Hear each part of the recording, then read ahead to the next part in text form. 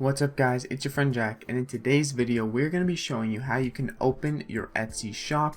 This is going to be a many part series where I go over how you can open your Etsy shop, how you can integrate it with Printful, and basically a full Etsy print-on-demand tutorial. So stay tuned for the rest of the videos coming very shortly on Etsy print-on-demand, and the full tutorial series will be put in a playlist linked down in the description if you want to know more.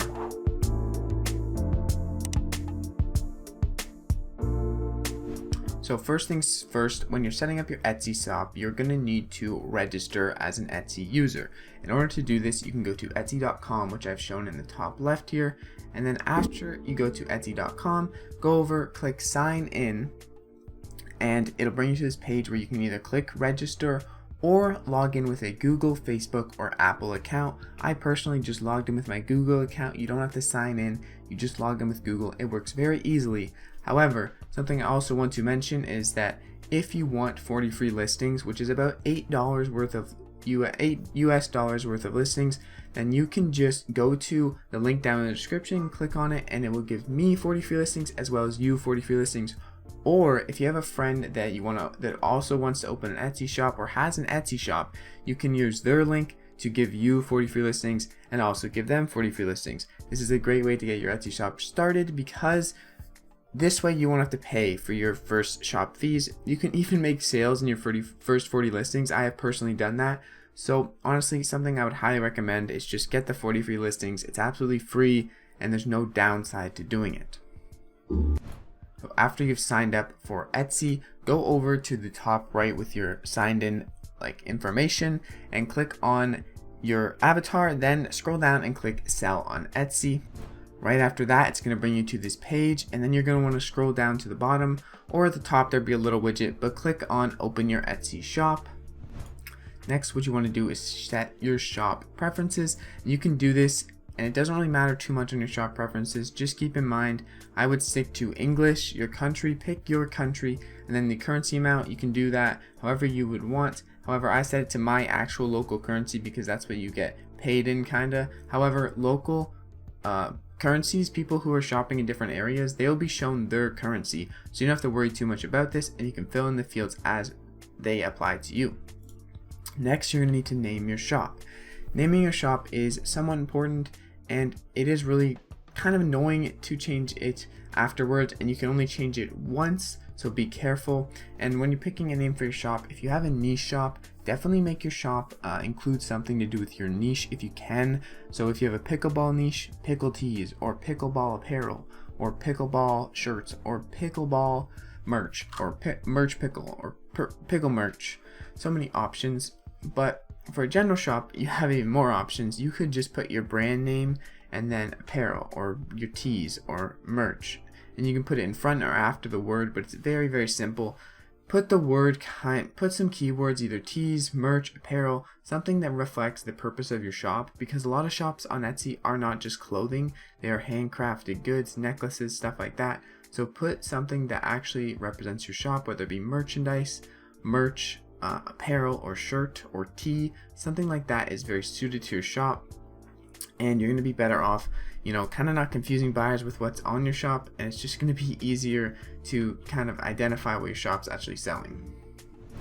Once you have your shop name, you can go ahead and add your first listing.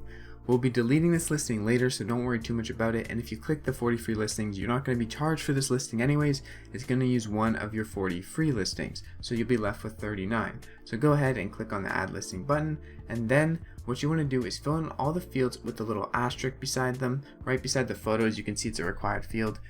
Fill in all those fields, and it doesn't matter too much since we're going to be deleting this later. If you want, you can make this a digital product, and then you can keep it and kind of get one of your family members to buy it and leave a review. That is something you can do later down the line. However, if you don't want to worry about that now, you just want to get to the first products of your shop, get some t-shirts, get some sweaters, get some mugs up there, then you don't have to worry about that too much. Just fill in all the required fields and we can be on our way. Next, once you have your listing all done up and it's on your shop, you can go to next or continue. It'll be on the bottom right of this page, and it'll bring you to how you're going to get paid. How you're going to get paid, you just put in however you are going to get paid. I would probably suggest putting individual or sole proprietorship, and then fill in how you want to be paid, use your own personal information, and then continue to the next page. This page is adding in your payment information, because if you don't click the 40 free listings, you are going to have to pay the first listing fee that you just posted. So that's going to be about 20 US cents, 26 Canadian cents. I know, quite a hefty conversion, but yeah, put in your credit card or whatever payment method you're going to use for this, and then continue to the next page. Now your shop's open. Click edit shop, add your brand logo and avatar header image, whatever you need to do to make your shop look better. If you want some tips on this, I can make separate videos on this later on down the line in this series. However, I don't think it's too big of a deal. Your shop owner, you can even edit that right away too. You can just make it basically the same as your tees. So Tester Tees, you could just make your shop owner Tester Tees, put the same logo. I find a lot of shops that have a lot of success, they don't really even put a personal, they can actually person as a shop owner. They don't care too much about it. It's not too important. However, you definitely could see some more sales if you were to deck it out and make it very personable and, you know, relatable to the buyers of your niche of your shop. However, for general shops, not as applicable. And what I would suggest now, this is the end of the first video of the series, is going to your shop, editing it up, making it look nice, and just try to get a header and a logo that are somewhat professional. They don't have to be anything crazy. You could do this through things like Placeit. There's a link for that in the description. There's even some free options on there for Etsy banners, or you can use other things like Canva, Photoshop if you're experienced with that. Anything where you can get text, even based designs. A text-based logo is honestly pretty perfect as long as it's plain, simple, and clean. So yeah, something like that is very simple.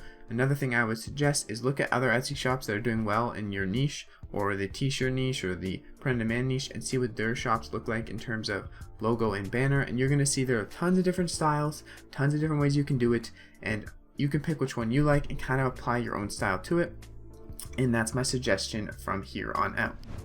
So I hope you guys enjoyed the first video of this series. I'm going to be posting the rest of the series pretty much every day. Multiple videos are going to go out in a couple days here.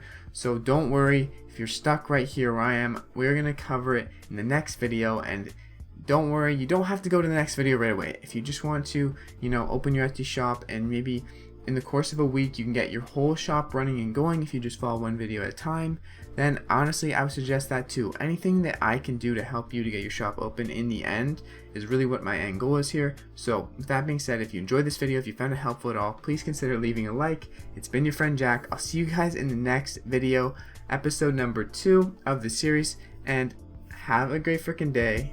Peace out.